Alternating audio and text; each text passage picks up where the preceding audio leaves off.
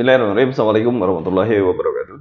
Pada kesempatan kali ini masih bersama saya Hendy Gandoro, dan saatnya ada yang sangat berbeda pada kesempatan kali ini, bahwa saya menggunakan uh, Google Form langsung dalam memberikan sebuah penjelasan kepada teman-teman sekalian. Saya akan memberikan bagaimana cara menjawab sebuah soal dengan cara yang cepat. Apa sih yang harus diketahui? Saya akan memberikan kunci-kuncinya. Saya benar ngomong. Yang pertama sekarang, silakan Anda baca dulu sambil ikut saya. Seorang laki-laki berusia 20 tahun dirawat di ruang penyakit dalam. Dan ini sampai sini itu ya.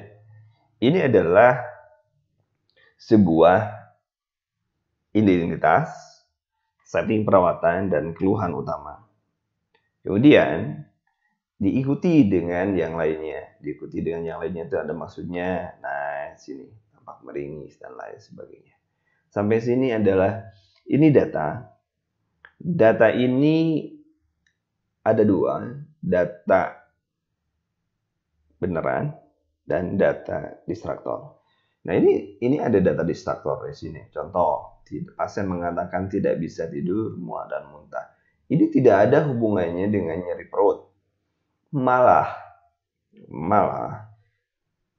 data-data ini muncul disebabkan karena adanya nyeri. Kemudian coba lihat skalanya juga di sini 6. Skala 6 sudah masuk skala sedang, dan ini tidak harus sudah menggunakan medikamentosa atau obat. Tidak bisa dengan keperawatan. Nah, saya mendapatkan dari 120 itu hanya 100 dari 133 yang benar 120. Ini luar biasa. Mengapa mereka benar? Karena mereka melihatnya di sini. Skalanya adalah 6. Sehingga jawabannya adalah A, nyeri. Itu. Jadi jawabannya adalah nyeri. Jelas ya? Ada skala nyeri yang lebih atau sama dengan 6, maka jawabannya adalah nyeri. Kemudian yang selanjutnya, soal selanjutnya nih, ada 88 orang dari 135 yang menjawab dengan benar. Mengapa mereka bisa jawab? Kita cari masalahnya. Seorang perempuan dirawat di ruang penyakit dalam dengan keluhan perih setelah makan. Hasil pengkajian menyatakan perih disertai nyeri skala 3, 0 sampai 10. Pasien biasa kadang tidak makan tidak teratur, suka makan yang pedas. Apakah tindakan prioritas? Kalau ada pertanyaan seperti ini, tindakan-tindakan prioritas itu, maka kuncinya Anda harus mencari masalahnya dulu. Klik ya. Mencari masalahnya dulu. Kemudian, ini kan pasien perih, tidak teratur.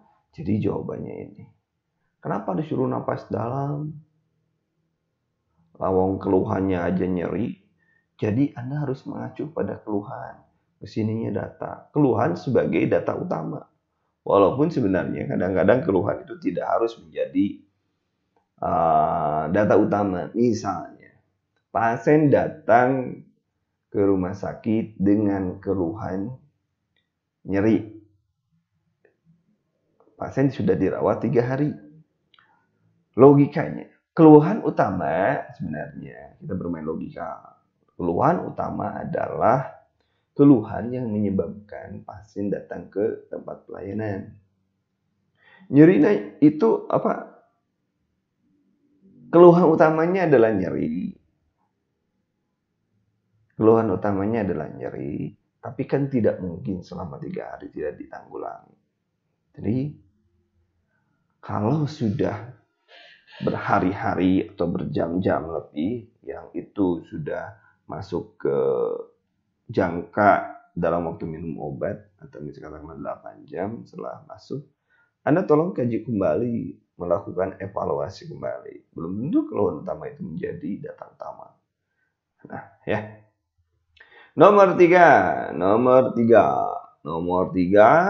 dari 135 yang betul 91. Nah, apa sih nomor soalnya? Soalnya adalah seorang laki di ruang penyakit dalam keluhan sesak napas. Keluhannya sesak napas.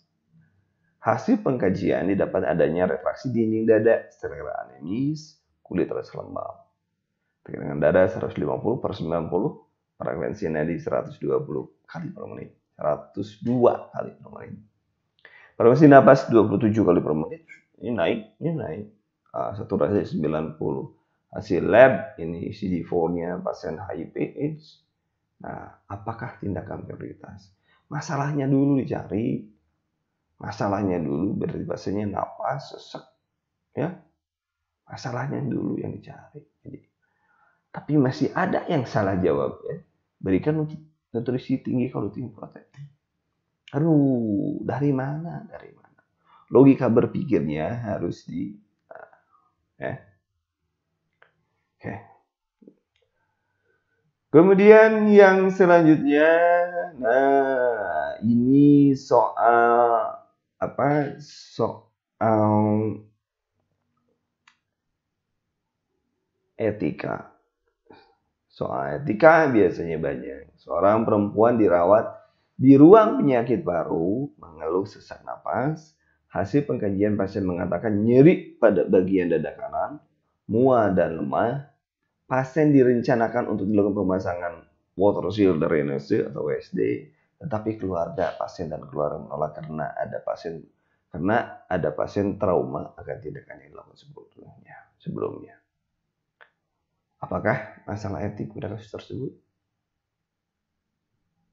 Ya. Kenapa ada beneficient? Kenapa ada non beneficient?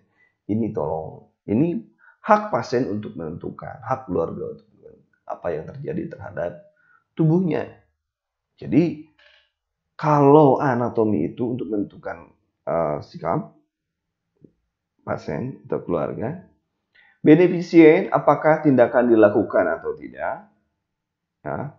Kemudian non-efficient itu tidak menyalahi aturan atau tidak merugikan. Veracity adalah jujur, fidelity memegang janji. Ya. Kemudian yang selanjutnya adalah seorang perempuan di 23 tahun dirawat di ruang pidana status G2 P0 A1. Berarti dia sudah punya anak belum? Belum ya. Dia mungkin hamil dan ini abortus. Mengeluh keluar cairan jumlah banyak sejak 3 jam yang lalu berwarna putih. Belum merasakan kenceng hasil pemeriksaan ketuban sudah berkurang, DJJ 130 masih normal. Dan intervensi prioritas adalah rehidrasi. Ini hanya mengurangi supaya tidak kurang cairan saja tindakannya, ya. Kemudian seorang laki-laki berusia 55 tahun dirawat ruang penyakit dalam, keluhan luka yang tidak kunjung sembuh. Luka yang tidak kunjung sembuh. Itu kuncinya. Luka yang tidak kunjung sembuh. Itu kuncinya. Kemudian hasil pengkajian didapatkan adanya luka pada kaki berwarna kuning basah dan mengeluarkan bau khas. Pasien mengatakan pusing, keringat dingin. Ya. Nah, apa tindakan perawatan utama? Ini datanya, luka, ada data, ada. Nah, ini berarti sudah merencanakan. Memberikan insulin bolus untuk apa? Tidak ada data di sini tentang menjelaskan tentang kurang insulin atau apapun. Relaksasi untuk apa? Lawan fokusnya. Jadi Anda harus bisa menentukan apa yang menjadi masalahnya. Apa yang menjadi masalah? Oke, selanjutnya. Seorang laki-laki dirawat di ruang penyakit dalam dengan luka pada kaki kiri tidak kunjung sembuh. Hasil pengkajian mengatakan takut kakinya diamputasi. Tampak cemas, gelisah, pasien selalu bertanya tentang penyakitnya. Di catatan tidak ada direncanakan amputasi karena jaringan masih baik. Apa masalahnya? Masalahnya kecemasan, kemudian harga diri rendah. Nah, Jawabannya adalah kurang pengetahuan. Dari mana lihatnya? Dari sini. Pasien semana. Bukan takut. Ya, takut kakinya dia. Padahal kan enggak. Berarti dia kurang tahu informasi. Nah, itu cara menjawabnya. Kemudian yang selanjutnya, seorang laki-laki dirawat di penyakit dalam luka di belakang kaki. Hasil pengkajian terdapat luka dengan luas 15 cm persegi mestinya. Clean nampak lemah, mengalami penurunan berat badan 8 kilo dari 1 minggu. Mengeluh, mual, muntah. Nah, ini besar, ini ada nutrisi dengan luka. Mana yang diutamakan? Ya, mana yang diutamakan? Makan ada penjelasan, mual, muntah dan sebagainya. Ini apa? Gangguan integritas kulit. Tapi di sini jawabannya ini integritas dulu, fisik dulu. Ini keutuhan tubuhnya ini sudah tidak bermasalah. Sebenarnya dia wajar deh. Sampai kapan? Tapi yang paling utama sekarang kita luas luka, kemerahan mengalami badan. Ini lukanya cuy ya. Jadi yang benar ada gangguan integritas kulit, walaupun banyak yang kejebak. Enggak apa-apa, biarin aja. Kemudian dari 135 ada 90 yang bermasalah. Laki-laki 50 tahun dirawat dengan penyakit dalam dengan keluhan napas. Hasil pengajian didapatkan piting udim di kedua kaki, mual, muntah, pas dan lelah. Kardiomegali, piting uding, sesak napas, kardiomegali, nadi kurang, nadi normal, ya. Kalau kunci, kalau pasiennya kardiomegali, berarti pasiennya ada kompensasi. Berarti kalau masih sesak, dekompensasi. Yang paling penting pada pasien dekompensasi adalah penurunan curah jantung. Clear ya? Clear. Kemudian yang selanjutnya, seorang perempuan berusia 35 tahun dirawat dengan penyakit dalam dengan batuk darah di rumah. Pengkajian didapatkan keluarga mengatakan warna merah segar, berbuih, bergumpalan, tidak ada sisa makanan, tampak gelisah. Kondisi umum tampak lemah, wajah dan telapak tangan pucat, konjungtival anemis. Apa intervensi prioritas?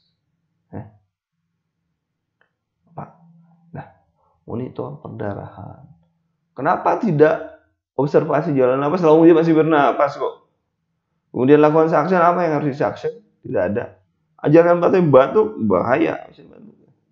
Udah persiapan pemberian transfusi darah. Di sini tidak dijelaskan HP. Jadi fokusnya. Ya. Ini soal terakhir untuk kesempatan kali ini. Nanti akan saya coba dengan soal-soal yang lainnya untuk menganalisis bagaimana uji kompetensi dilakukan atau cara menganalisisnya. Terima kasih atas perhatiannya. Assalamualaikum warahmatullahi wabarakatuh. Salam kompeten.